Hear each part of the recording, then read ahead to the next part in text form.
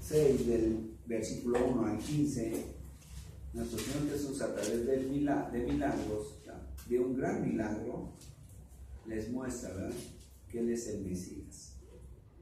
Y que del versículo 16 al 21 empieza a cernirse sobre los discípulos, los que han creído, cierta duda, pero que esta duda queda disipada por el temor a Dios. Vean el versículo 19. Cuando habían remado como 25 o 30 estadios, vieron a Jesús que andaba sobre el mar y se acercaba a la barca y tuvieron miedo. Muchos entienden que tuvieron miedo del mar, pero en realidad lo que dice la Biblia no es eso, sino que tuvieron miedo cuando vieron caminar a Jesús sobre el mar. ¿Ya lo vieron? Es decir, el principio de la sabiduría es el temor a Dios. ¿Bien? Mas Él les dijo, nuestro Señor Jesús les dijo: yo soy, no teman. La misma frase que le dijo a Juan allá en Apocalipsis, ¿verdad? No temas, yo soy.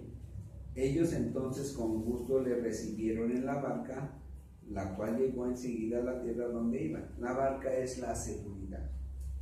La barca es la seguridad. ¿Verdad? Mientras estamos en una barca estamos seguros, ¿verdad? Bueno, entonces, ¿seguros de qué? De que lo que habían visto, ¿verdad?, ahí en el repartimiento del pan y de los peces era cierto. Era cierto. Y luego ya explicamos esto del versículo 22 al 24, ¿verdad?, cómo entra en el hombre que ha visto las maravillas de Dios. Porque nosotros hemos visto maravillas, hermanos. Vimos con el hermano Estanislao, vimos algo que la verdad sí me sorprendió. He visto a través de la escritura, he visto cómo mi vida se asemeja en mucho a Mateo, al evangelio de Mateo, donde somos perseguidos, donde estamos expuestos a la muerte. Todo eso, hermanos, cuando empezamos a comprender nuestra vida a través de los evangelios, entonces nos damos cuenta de que hay un Dios que verdaderamente nos ha escogido. Pero aún así, ¿verdad?, aún viendo lo evidente, muchos lo niegan. Muchos lo niegan.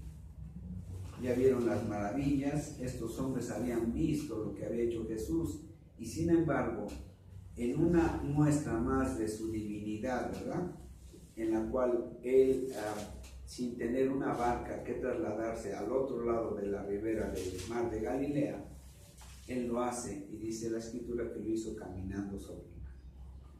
Pero ellos encontraron una respuesta, ¿verdad?, una respuesta lógica a lo que era evidente que había sido un milagro. Bien, y eso dijimos que se llama ¿qué? Escepticismo. Bien, ahora, versículo 25. Hallándoles estos hombres, no todos los 25, los 5,000 no eran una parte. Unos ya habían creído y esos se habían quedado ya en Galilea, pero otros, ¿verdad?, seguían a Jesús, pero no habían creído. Y hallándole al otro lado del mar, le dijeron: Rabí, ¿cuándo llegaste acá? Respondió Jesús, fíjense que inmediatamente, Él no les contesta, Él ya tiene una respuesta a su incredulidad. Respondió Jesús y les dijo: de cierto os digo que me buscáis no porque habéis visto las señales, sino porque comisteis el pan y os saciasteis. Ahora, muchos interpretan que aquí se refiere que vamos a Jesús por lo material. Y lo que le voy a explicar es semejante, pero no es igual, hermanos. Aquí nuestro Señor Jesús, vimos que empezando el capítulo 6, 1 al 15, lo que hablábamos es de fe. Lo que les había dado de comer nuestro Señor Jesús era fe. Pero también dijimos que hay 3 tipos de fe. Vamos después a hablar 3 tipos de fe. Estos hombres, dice nuestro Señor Jesús, ya no me buscan por las señales, ¿verdad?, ¿cuáles son las señales? Vean el versículo 14.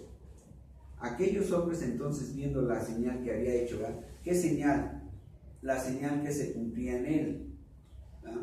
La escritura decía que sobre el hombre que se presentaran estas señales, ¿verdad? Ese era el Mesías, ¿sí? Entonces nuestro Señor Jesús dice, ya no me buscan por las señales o por los milagros que yo muestro, ¿verdad? Como el prometido del Antiguo Testamento, ya no me buscan por eso, sino porque comieron el pan que es fe, ¿verdad? Y ya os saciaste, sí, ya se llenaron de fe, pero no de una fe salvadora.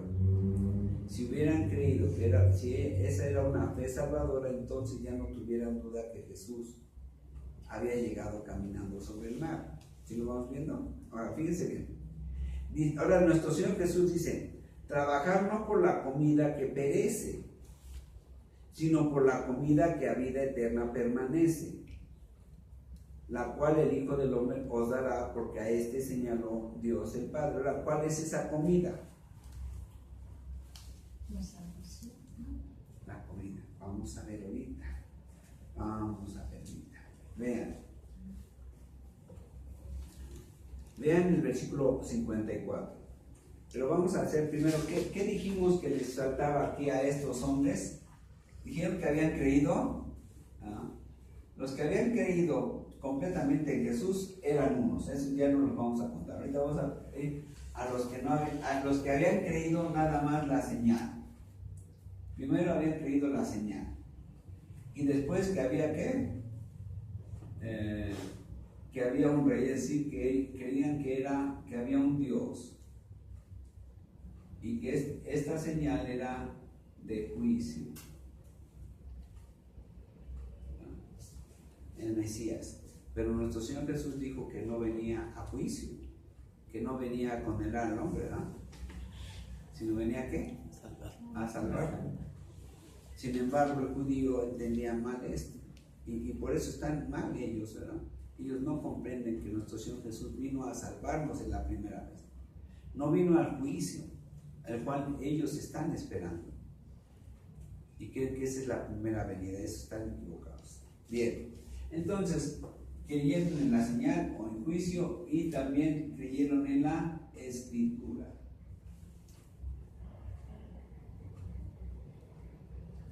Pero falta, para una fe salvadora, falta un elemento: sacrificio. Creer es bueno, creer en la escritura, pero no me salva. Creer que hay un Dios es bueno, pero no me salva. Lo que me salva es creer que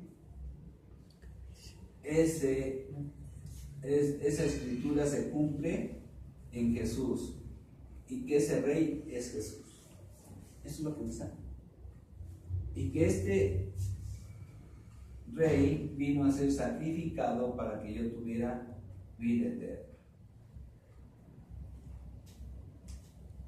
Y esto es, o sea, fe salvadora.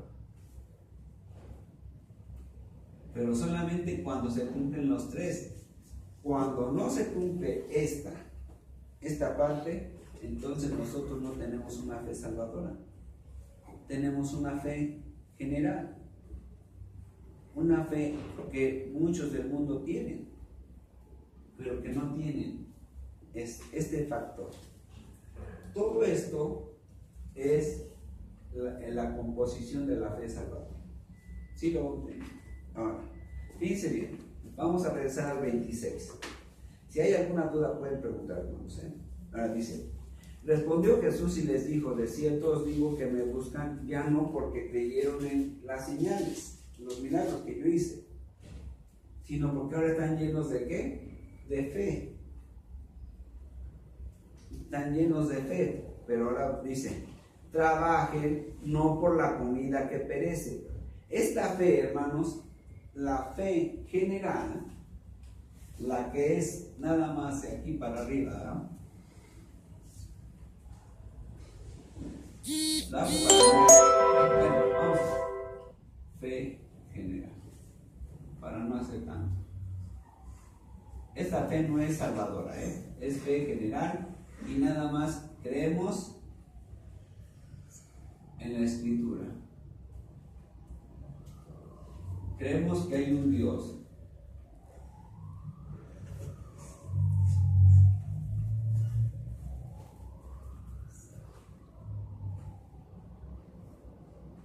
Pero hasta ahí se nos queda.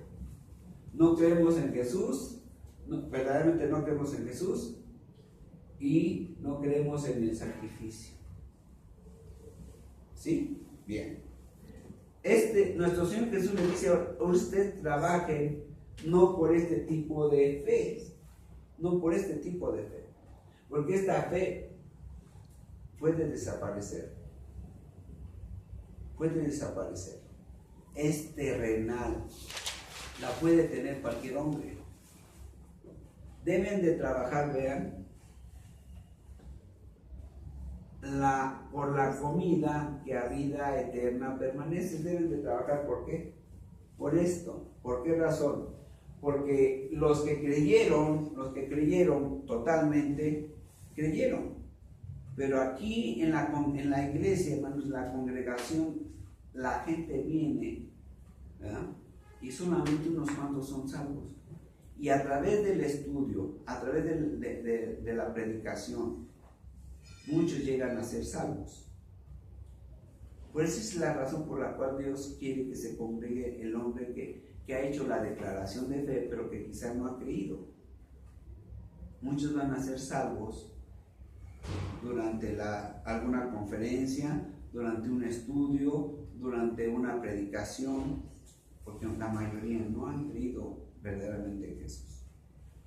Generalmente es emocionalismo. ¿Sí? Bien. Ahora, a estos que ya tienen una fe general les dice: ahora tienen que, ¿verdad? No creyeron en los milagros que les hice, dice nuestro Señor Jesús, en el cual les di a comer pan y pescado, ¿verdad? Pero ahora tienen que trabajar para esto. Tienen que trabajar por esto. Y por eso dice acá en Romanos, vean, en Romanos 10.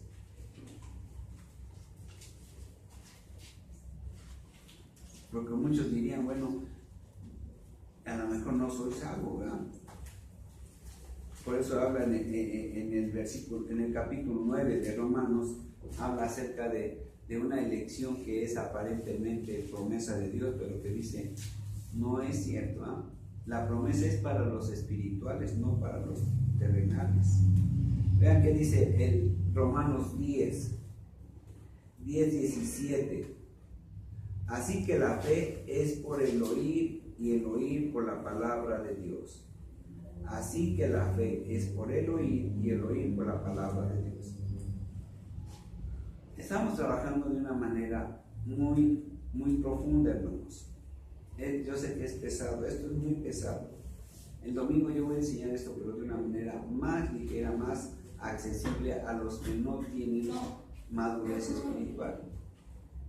Y ustedes van a ver cómo lo manejo, cómo lo muestro. Esa es la idea, que ustedes aprendan la técnica de condensar un pasaje que es difícil como y hacerlo accesible a los que tienen poca madurez, o a los que casi no creen, o a los que no han creído, porque de eso se trata, ¿verdad? Yo predico para toda la congregación, pero en realidad, ¿cuántos podrán entender realmente? Yo creo que pocos. Y entonces se encuentran ustedes y tienen la obligación, así como yo tengo la obligación de entender la escritura para explicárselas, así tienen ustedes la obligación, ¿verdad?, de aprenderlo para enseñarlos a otros, sobre todo los que están llamados a predicar, sobre todo, pero todas, también las mujeres tienen la obligación. Las que están aquí tienen la obligación de entender esto. Y porque va a haber preguntas que a veces, ¿no?, las van a poner en predicamento. Y yo no quisiera que dijeran como el Papa, ¿verdad? Es un, ¿cómo dijimos? Que es una cuestión de fe y no se discute. ¿cómo dijimos que se llama? Esa palabra, hermano, Enrique se ha vuelto, ¿cómo se dice? Cuando no, ya, algo que no se entiende, pero que hay que creer en la Iglesia Católica. ¿Cómo se llama? Dogma. Dogma. La Iglesia cristiana se está volviendo dogmática. Como los pastores no saben explicar algunas cosas, pero la Escritura está ahí y la explica. Todo tiene explicación. Todo tiene explicación. Lo que no tiene explicación, dice el Señor, que Él se lo reserva, ¿no? Pero todo lo que se pueda preguntar acerca de la Biblia lo muestra. Pero sin embargo, como a veces no estudiamos los predicadores, no nos profundizamos en la Escritura, ahora nos volvemos dogmáticos. Hermano, usted crea algo. No se lo puede explicar, no se puede entender, pero usted crea algo. Como que la Trinidad. La Trinidad es muy fácil de entender. Las dos naturalezas de nuestro Señor Jesús también nos tardamos no más de 2 o 3 minutos en explicarle a una persona que aún no crea, pero que sí entienda cuáles son las dos naturalezas de Jesús. En 2 minutos, hermanos. ¿Pero por qué? Que tenemos que estudiar y comprender las cosas para poderlas enseñar. Y así nosotros, aquí los que estamos aquí, tienen la obligación de comprender esto. Si no lo comprenden y no lo enseño bien, ustedes pregúntenme y yo se lo voy a explicar otra vez. Pero tenemos esa obligación. No nos vamos a volver una congregación dogmática. Nada de eso. Lo que no entienda yo o no comprenda o no sepa, yo se lo voy a decir, hermanos, espérenme una semana, espérenme 15 días y yo voy a investigar, ¿verdad? Pero todo está en la Biblia. ¿Bien? Ahora, vamos a ver. Entonces, vean el versículo 27. Trabajad no por la comida que perece, sino por la comida que a vida eterna permanece, la cual el Hijo del Hombre os dará, porque a este señaló Dios el Padre. Ya sabemos que la fe salvadora proviene de Dios. Dice, la cual el Hijo del Hombre os dará, porque a este señaló Dios el Padre. Versículo 28. Entonces le dijeron, ¿qué debemos de hacer para poner en práctica las obras de Dios? Dice, queremos ser salvos, ¿verdad? ¿Qué debemos de hacer? Lo primero, fíjense bien, tenemos que hacer obras después de ser salvos. Pero para ser salvos, vean cuál es la primera. Porque lo que le dijo a nuestro Señor Jesús fue que tuviera la fe salvadora, ¿verdad? Dice, la que permanece para vida eterna. Entonces le dijeron, ¿qué debemos de hacer para poner en práctica las obras de Dios? Es decir, ¿cómo vamos a ser salvos? Vean qué dice nuestro Señor Jesucristo.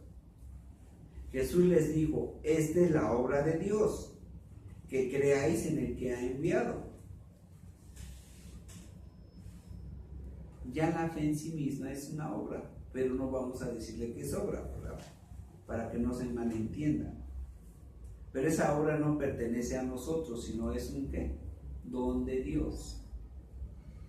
Nuestro Señor Jesús dice, lo que Dios quiere antes de otra cosa, antes de que muevas un dedo, ya como salvo, lo primero que tienes que tener fe en mí. Si tú haces cualquier cosa antes de llegar a mí, es en vano, nada sirve. ¿Qué es lo que hacemos? Las obras, ¿cómo son delante de Dios antes de llegar a Jesús? ¿Cómo son? Son como un trapo. No sirven para nada. Por eso nuestro Señor Jesús le dice, miren, esta es la obra de Dios, que crean en el que Él ha enviado. Lo primerito, lo primero que tienes que hacer es creer en Jesús. De otra manera,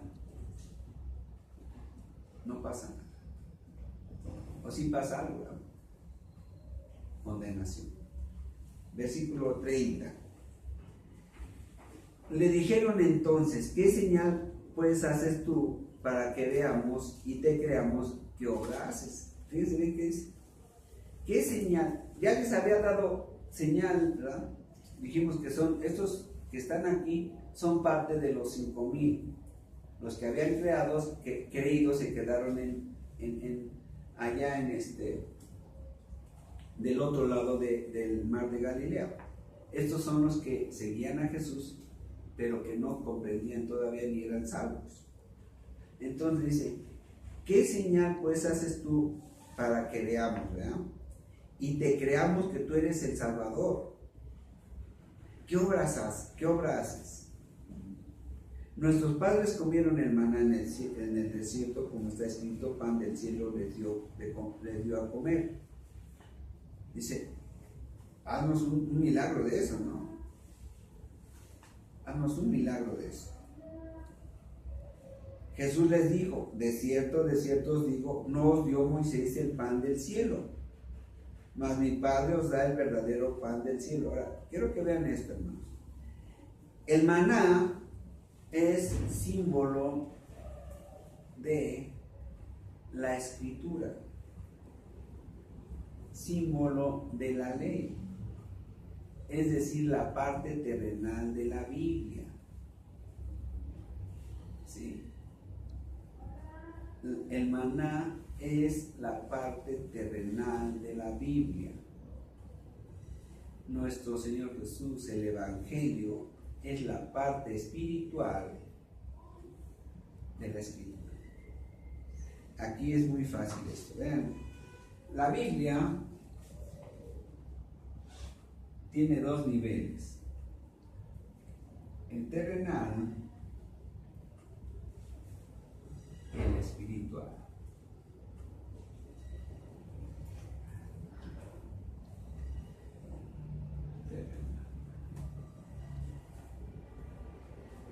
Para que lo expliquemos mejor. Vamos a figurarnos que estamos a la orilla de una alberca, ¿verdad?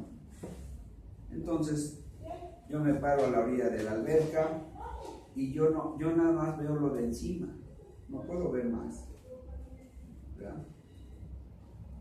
Para que yo vea lo que está debajo del agua, necesito sumergirme, profundizar. Entonces, esta parte terrenal, los hombres la comprenden. Si la creen o no la creen, ese es otro asunto, pero sí comprenden lo que dice la Biblia. ¿Qué es lo que pasaba con los judíos? Ellos entendían la Biblia. El problema de ellos es que no la creían. La parte espiritual está aquí mismo, ¿verdad? Aquí está una A y aquí está la A espiritual. Entonces lo que necesita el hombre es no ver la parte terrenal, sino la parte espiritual, que es a la que estamos entrando. Por eso Juan es de los evangelios el más difícil de entender. ¿Por qué razón? Porque siendo el evangelio que más habla de la naturaleza divina de nuestro Señor Jesucristo, es la parte de los evangelios que más espiritualmente habla. Y como los hombres no comprendemos lo que no se ve, lo que no se toca, ¿verdad? Entonces pues nos cuesta trabajo entender esto. La parte espiritual de los evangelios es la del evangelio de Juan. Los otros es una combinación de lo terrenal con lo espiritual. Pero aquí en Juan se muestra totalmente la naturaleza divina de nuestro Señor Jesús. Por eso, miren, vamos a Primera de Juan. Y es interesante cómo Juan mismo nos lo muestra acá en Primera de Juan.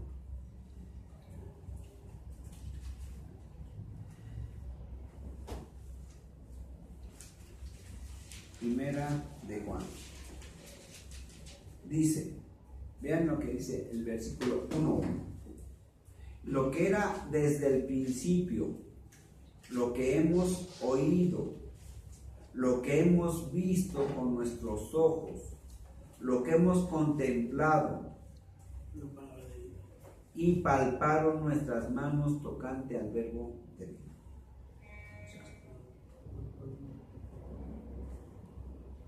Porque la vida fue manifestada y la hemos visto. Dice ahora, la vida la podemos tocar o ver. No, ¿verdad? No. Pero a él se está refiriendo a Jesús, que es la vida. Pero hablar en términos de Jesús como vida nos cuesta dificultad entender eso. En cambio, si hablamos de la vida como Jesús, ya es más fácil, ¿no? Decimos de algo abstracto que es la vida, lo trasladamos a Jesús, que es un hombre, entonces ya lo podemos comprender. Pero si nos vamos del hombre a lo abstracto que es la vida, nos cuesta mucho trabajo. No lo vamos a entender porque la vida no se ve. ¿Sí? Bien, vamos a regresar. Versículo 30, Juan 6:30. Le dijeron entonces, ¿qué señal pues haces tú para que veamos y te creamos que tú eres el que dices ser, ¿verdad? Nuestros padres comieron el maná en el desierto, como está escrito, pan del cielo les dio a comer. Jesús les dijo, de cierto os digo, no os dio Moisés el pan del cielo. Dice, no fue Moisés, en realidad se lo dio Dios, ¿verdad? Mas mi Padre os da el verdadero pan del cielo. A mí, dice Jesús, a mí. Yo soy el verdadero pan. Bien. Porque el pan de Dios es aquel que descendió del cielo y da vida al mundo. Ahora, vean que cómo lo está diciendo ahorita a quiénes. A hombres, no se lo está diciendo a los discípulos, hermanos. Se lo está diciendo a hombres que ven sus maravillas, que ven sus milagros, ¿verdad? Pero que sin embargo todavía tienen duda de él, ¿verdad? Versículo 35. Jesús les dijo, yo soy el pan de vida, el que a mí viene nunca tendrá hambre. Vean, y el que en mí cree no tendrá sed jamás. Vean el versículo nuevamente 26.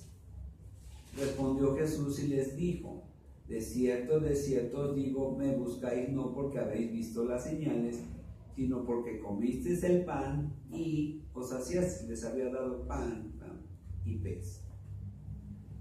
El pez también quiere decir agua de vida. Ahorita vamos a ver por qué razón. Bien. Versículo 36. Mas os he dicho que aunque me habéis visto, no creéis. Dice, me han visto.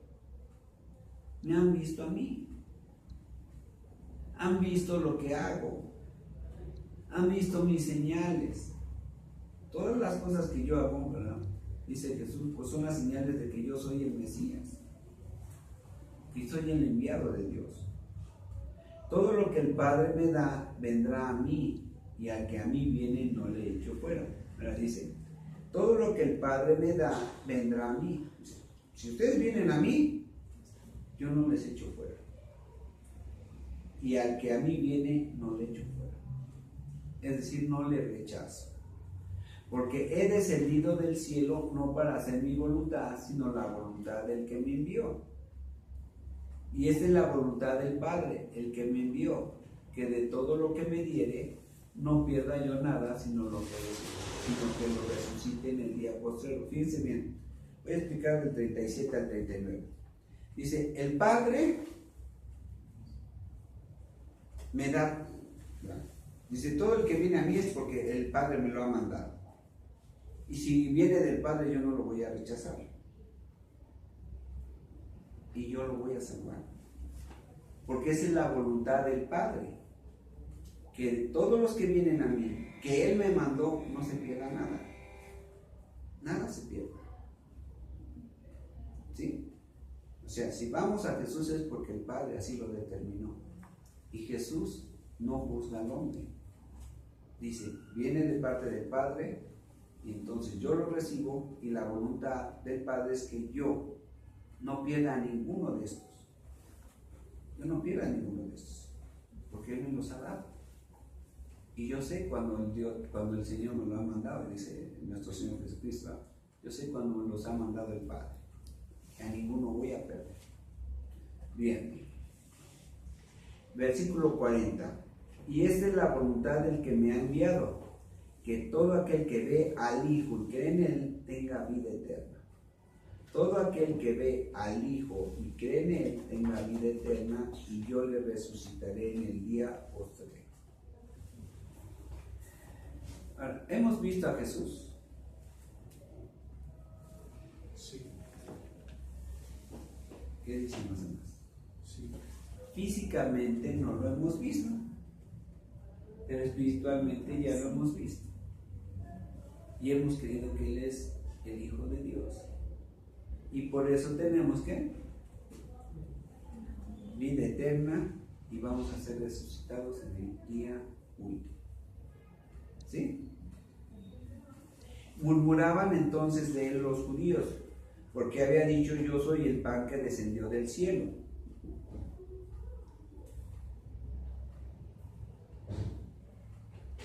Y decían: ¿no es este Jesús el hijo de José, cuyo padre y madre nosotros conocemos? ¿Cómo pues dice este: del cielo he descendido? Fíjense bien qué dice. ¿Para qué sirve el pan, hermanos? El pan es símbolo de sustento, símbolo de vida, símbolo de comida, símbolo de sustento, de vida.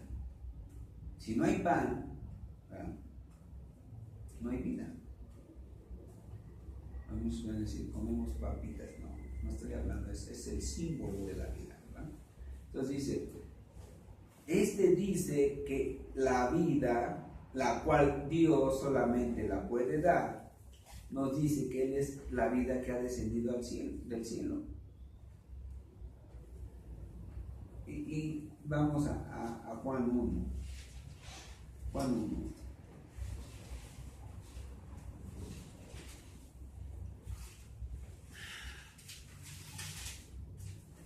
Vean versículo 9, 1:9. Aquella luz verdadera, aquella verdadera vida, ¿verdad?, que alumbra a todo hombre, venía a este mundo. Aquí lo dice como vida, como luz, ¿verdad? Pero ella le dice como pan, ¿sí? Ahora, los judíos entendían bien esto, entonces. Ellos sí entendían perfectamente esto. El problema de ellos es que no lo creían. Por eso dice: ¿cómo pues dice este: del cielo he descendido?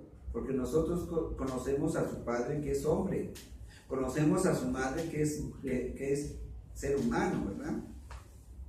¿Cómo pues dice él que Él es el Dios o la vida que viene del cielo? ¿Cómo es esto? Jesús respondió y les dijo: no murmuren entre vosotros. Ninguno puede venir a mí si el Padre que me envió no le trajere, y yo le resucitaré en el día postrero. Dice: si ustedes vienen a mí es porque el Padre los ha mandado. ¿Bien? Escrito está en los profetas, y serán todos enseñados por Dios. Ustedes están viniendo a que les enseñe. Es de lo que le está diciendo. Escrito está en los profetas, y serán todos enseñados por Dios. Así que todo aquel que oyó al Padre y aprendió de Él, viene a mí. No que alguno haya visto al Padre. Fíjense qué dice. No que alguno haya visto al Padre, sino aquel que vino de Dios, este ha visto al Padre. Dice: yo he visto al Padre. Yo vengo del cielo. Y yo aprendí de Él. Y todo el que quiera aprender de Dios tiene que venir a mí. Todo aquel que quiera aprender de mí, es lo que le está diciendo a los dos versículos, ¿no?, tiene que venir a mí. De cierto os digo, el que cree en mí tiene vida eterna. ¿El que cree qué? En el Rey, en este Dios. Tiene vida eterna. Yo soy el pan de vida, es decir, me tienen que comer. Yo soy el pan de vida. Tienen una vida, pero que no es una verdadera vida, porque no es eterna. Para que tengan vida eterna, necesitan ¿qué? Comerme, porque yo soy pan. Vuestros padres comieron el maná en el desierto y murieron. Es decir, era una ¿qué? Comida terrenal, que no da vida eterna. Eso es la ley, hermanos. Eso es la ley. Este es el pan que desciende del cielo, para que el que de él come no muera. Dice que en verdad la ley nos mata, no nos sostiene. La ley solamente para qué sirvió? La ley sirvió solamente para frenar el pecado únicamente, no para otra cosa, no para salvar. Bien. Versículo 50. Este es el pan que desciende del cielo, para que el que de él come no muera. Yo soy el pan vivo que descendió del cielo. Si alguno comiere de este pan, vivirá para siempre. Sí, me tiene que comer. Ahora, fíjense bien. Comer a Jesús, hermanos, en lo espiritual es comer la Biblia en lo espiritual. Eso es ver la parte espiritual de la Biblia. Porque la terrenal, dijimos, casi todos los hombres la pueden entender. Y ahora, ¿cómo llego a esa verdad, a esa parte espiritual de la Biblia? Cuando creo en Jesús, en el sacrificio. Cuando yo empiezo, ¿verdad?, a creer en el sacrificio verdaderamente de Jesús, ¿verdad?, entonces yo puedo decir, yo voy al cielo. ¿Por qué? Porque para ir al cielo, dice el Señor, nada inmundo entrará en el reino de los cielos, nada. Entonces, ¿qué necesito yo? Ser limpiado. Y el sacrificio de Jesús es precisamente eso, para limpiarme de pecados. Para limpiarme de pecados. Pero a todos los hombres los limpió. Nuestro Señor Jesús limpió a todos los hombres. Pero eso no lo salva. Lo que les salva es creer en el sacrificio de Jesús, es decir, creer en Jesús como sacrificio. Ahorita vamos a buscarlo en Romanos, dice nuestro Dios y Salvador de todos los hombres, principalmente de los que han creído. ¿Sí lo vamos a ver? Nuestro Señor Jesús en realidad nos salvó del pecado, que es lo que condena al hombre. Pero necesitamos creer, ¿verdad?, en Él para que seamos salvos. Bien, vean versículo 51. Yo soy el pan vivo que descendió del cielo. Si alguno comiere de este pan, vivirá para siempre. Y el pan que yo daré es mi carne. ¿Ya lo ven? Es mi carne. En sacrificio, ¿verdad?, la cual yo daré por la vida del mundo. ¿Sí? Es decir, voy a dar pan en sacrificio. Ahora, vean esto, versículo 52. Entonces los judíos contendían entre sí diciendo, ¿cómo puede este darnos a comer su carne? Jesús les dijo, de cierto os digo, si no coméis la carne del Hijo del Hombre y bebéis su sangre, no tenéis vida en vosotros. Guarden su lugar, hermanos. Vamos a Éxodo 12. Éxodo 12.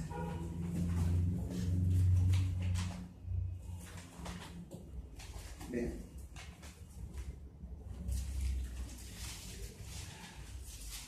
Versículo 1. Habló Jehová a Moisés y a Aarón en la tierra de Egipto, diciendo, este mes os será principio de los meses para vosotros. Será este el primero en los meses del año.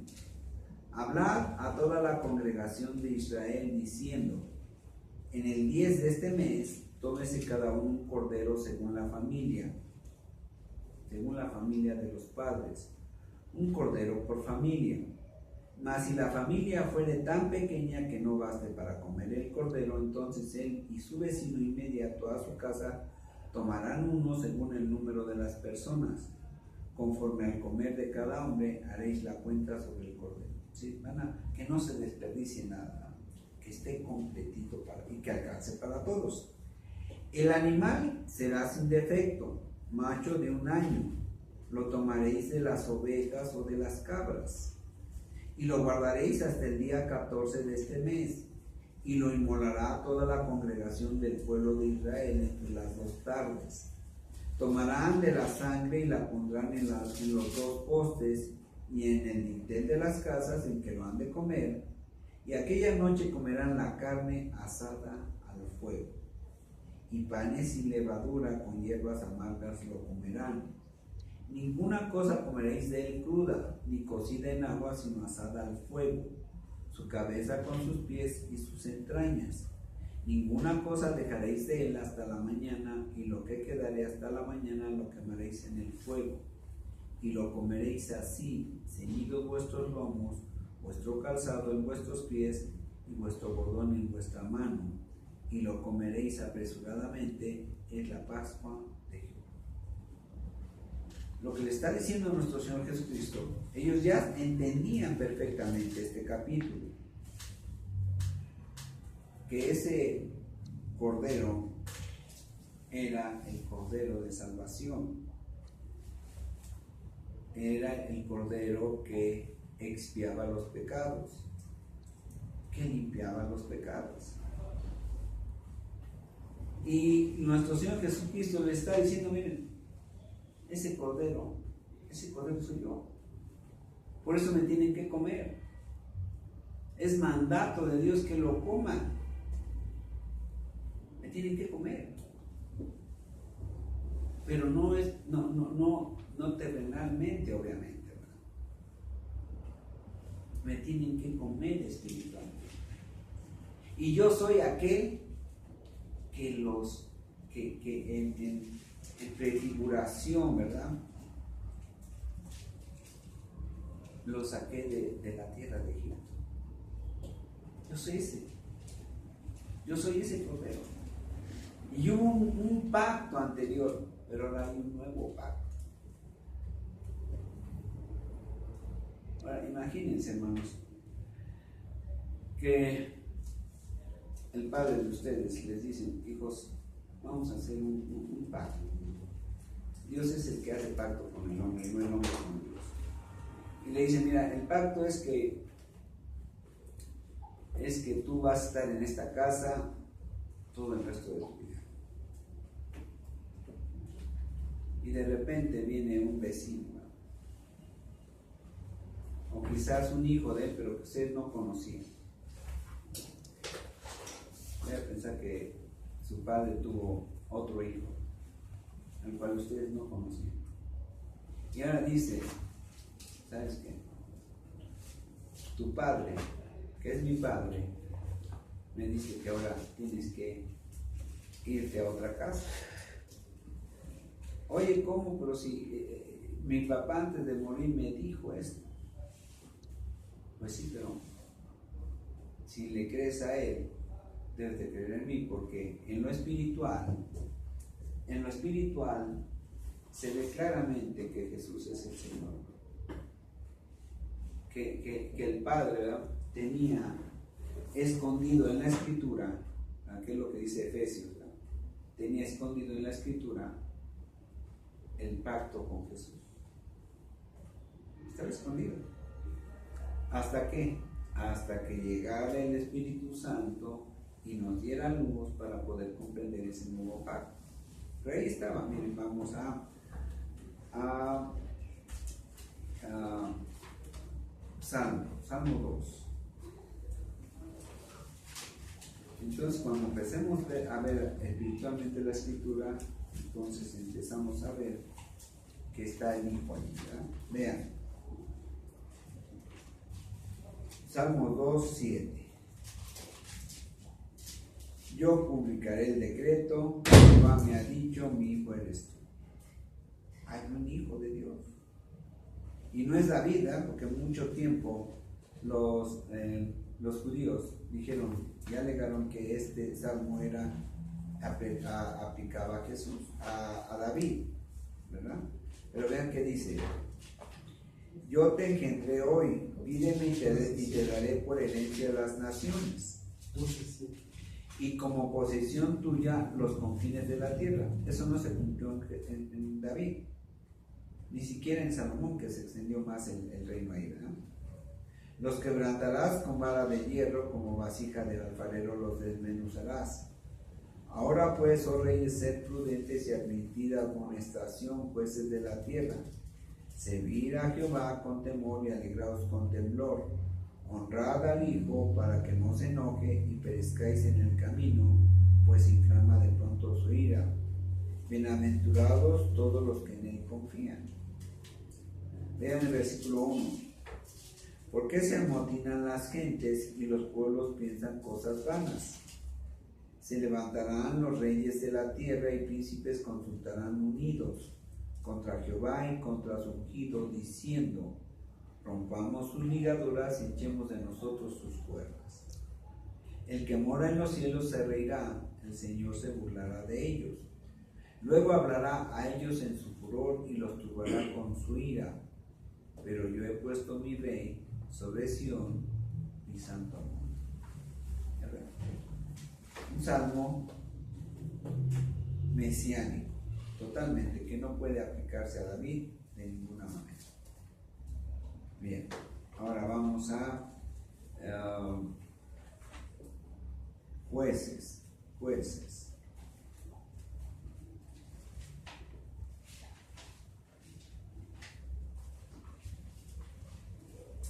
Jueces 2. Voy a pensar que el hermano Abel tiene un hijo y el hermano tiene un gran negocio y por mucho que sea su heredero, por mucho que sea su hijo nunca podrá decir: yo puse este negocio, ¿no? Porque el negocio está desde antes de que naciera ese hijo. Nunca podrá decir: yo puse este negocio o yo hice esta obra. Nunca, ¿verdad? Pero vean qué dice aquí. ¿Quién sacó al pueblo hebreo de Egipto? ¿Quién lo sacó? Sí, pero realmente ¿quién lo sacó? Dios. Vean qué dice aquí 2:1. El ángel de Jehová subió de Gilgal a Boquim y dijo, no dice que le dijo Dios esto, sino dice: yo os saqué de Egipto y os introduje en la tierra de la cual había jurado a vuestros padres, diciendo: no invalidaré jamás mi pacto con vosotros. El ángel de Jehová sabemos que es el enviado ángel quiere decir enviado. El ángel de Jehová dijo: yo os saqué de Egipto y os introduje en la tierra de la cual había jurado a vuestros padres, diciendo: no invalidaré jamás mi pacto con vosotros. Es decir, que dijo él: el Dios que lo sacó, el que lo sacó de Egipto soy yo, el ángel de Jehová. Ahora vamos a Isaías 43:10.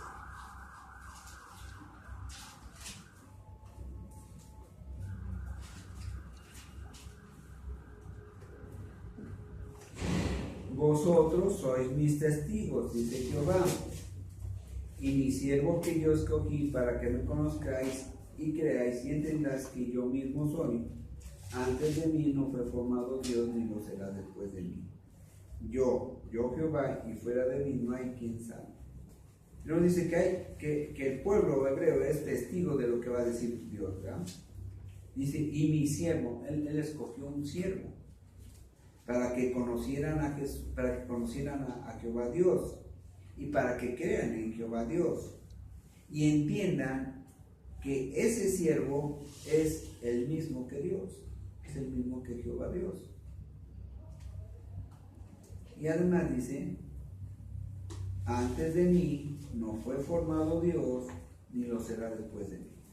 Si hay otro Dios, que sea Dios verdadero, tengo que ser yo. ¿Sí lo ven? Bien. Vamos a regresar.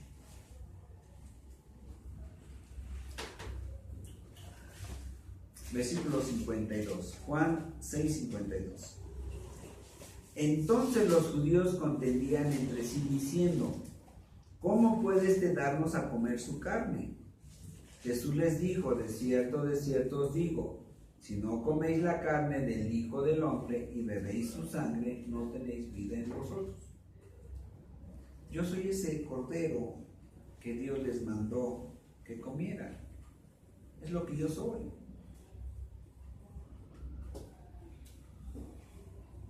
Yo soy la Pascua de ustedes. Yo soy la salvación de ustedes.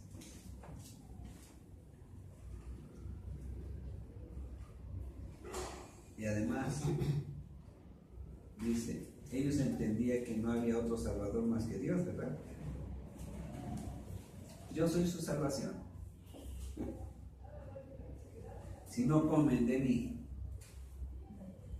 ellos estaban viendo en lo terrenal, pero si hubieran entendido en lo espiritual, ¿verdad?, que era Él el Cordero verdaderamente de Dios, se hubieran postrado delante de Él. Y bebéis su sangre. Beber su sangre significa ser limpiados. Cuando Dios le dice a Moisés que hagan esto del sacrificio del cordero, ¿verdad? Primero le dice que los ponga en el dintel de las casas, ¿verdad?, para salir de Egipto una noche antes. Y ya después de la sangre, después en el tabernáculo, servía para santificar. Dice que tienen que regar sobre la mesa de sacrificio, tienen que regar toda la sangre para santificar el púlpito, la mesa de sacrificio. Dice, tienen que beber para que yo los limpie. Porque los judíos, hermanos, pensaban y piensan que porque tienen la promesa, ellos son limpios de pecado. Dice nuestro Señor Jesús, están llenos de pecado. Yo los tengo que santificar con mi sangre. Así como la sangre del cordero limpiaba y santificaba todo lo que estaba en el tabernáculo, eso es lo que voy a hacer con mi sangre en ustedes. Vean, a un pueblo que siempre se creyó santo, ¿verdad? Y ahorita vamos a ver más adelante, se creyó limpio. Primero dijeron que no había pecado en ellos. Y si dicen ustedes que no hay pecado en ustedes, entonces su pecado permanece. Miren, vamos a vean capítulo 7.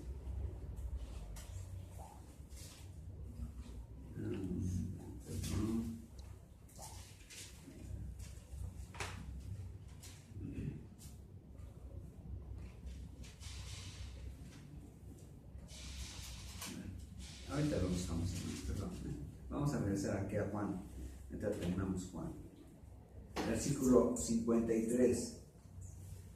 Jesús les dijo, de cierto os digo, si no coméis la carne del Hijo del Hombre y bebéis su sangre, no tenéis vida en vosotros.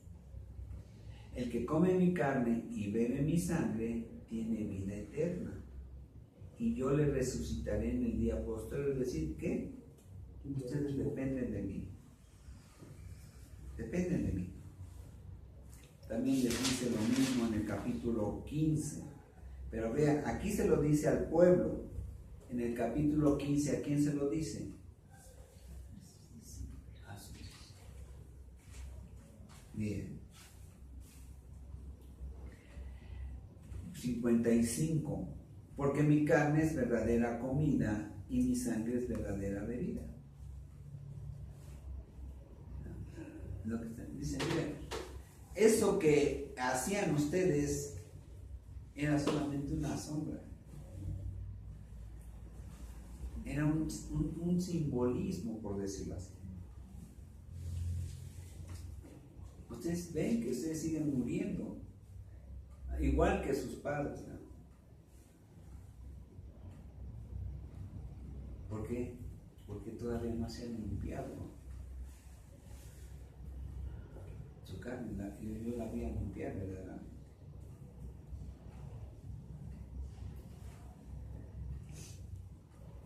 57. Como me envió el Padre viviente y yo vivo por el Padre, asimismo el que me come también vivirá por mí. Es decir, yo vengo con la vida de Dios, por el poder de Dios. Y ustedes también tienen que estar en mi poder para vivir. Este es el pan que descendió del cielo, no como vuestros padres comieron el maná y murieron. Ahí está. El que come de este pan vivirá eternamente. El maná solamente era un símbolo de una vida terrenal. El símbolo de una vida terrenal. Y lo dice en los dos sentidos, hermanos. Cuando veamos, tengo una predicación de eso, la prediqué hace como 3 años. Por eso pidieron ellos codornices, ¿verdad?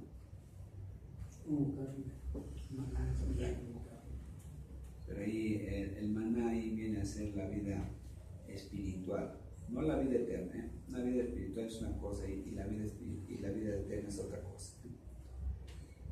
Después lo vamos a entender. Este es el pan que descendió del cielo, no como vuestros padres comieron el maná y murieron, ¿verdad? Dice, esto era nada más una vida espiritual, pero con muerte, ¿verdad?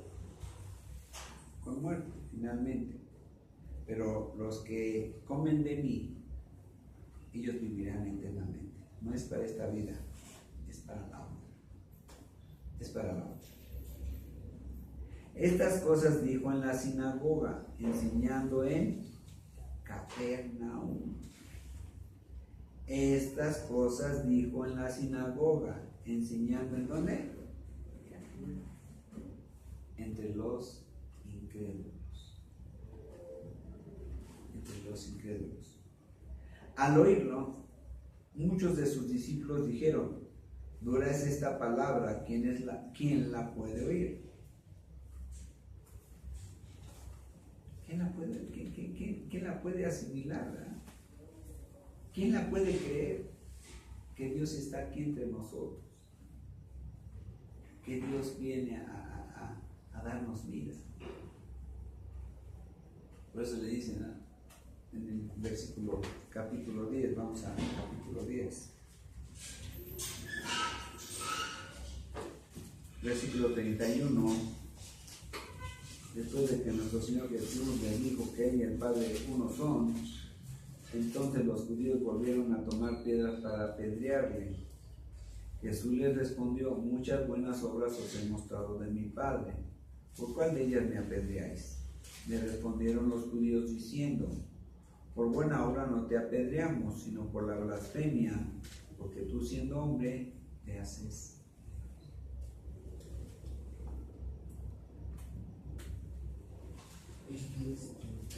¿Cómo? Tú eres el que nos sostienes, que nos da la vida, tú eres el que nos va a dar vida eterna y aparte nos vas a limpiar, nos vas a santificar. ¿Cómo es esto? Nos dices que somos esclavos del pecado. Más adelante le dicen: nosotros nunca hemos sido esclavos. Se habían sido esclavos en Egipto, ¿no?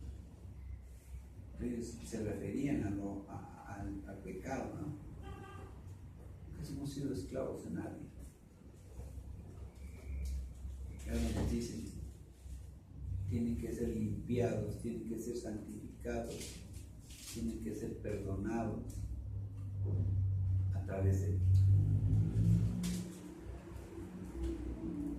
Dura es esta palabra, ¿quién la puede oír? Sabiendo Jesús en sí mismo que sus discípulos murmuraban de esto, les dijo: ¿esto os ofende? Pues qué si viereis al Hijo del Hombre subir a donde estaba primero. El Espíritu es el que da vida, la carne para nada aprovecha. Las palabras que yo os he hablado son espíritu y son vida.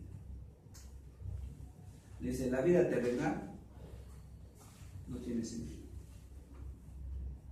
La vida terrenal no.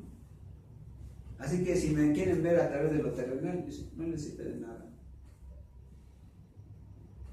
Si quieren en lo terrenal de la escritura, no les sirve de nada. Las palabras espirituales es lo que aprovechan. Las palabras que yo os he hablado son espirituales y son vida, son verdadera vida. Pero hay algunos de vosotros que no creen, porque Jesús sabía desde el principio quiénes eran los que no creían y quién le había de entregar.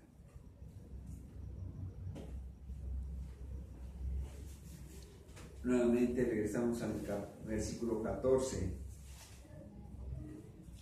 Algunos hombres habían creído en él, pero no todos. No todos. Habían creído la señal que Jesús había hecho y dijeron: ese es el profeta que había de venir al mundo. Y muchos lo quieren hacer su rey, pero primero tienen que creer en el sacrificio y que tienen que ser limpiados y que tienen que ser santificados, que tienen que ser perdonados de pecado. Si no, no hay salvación.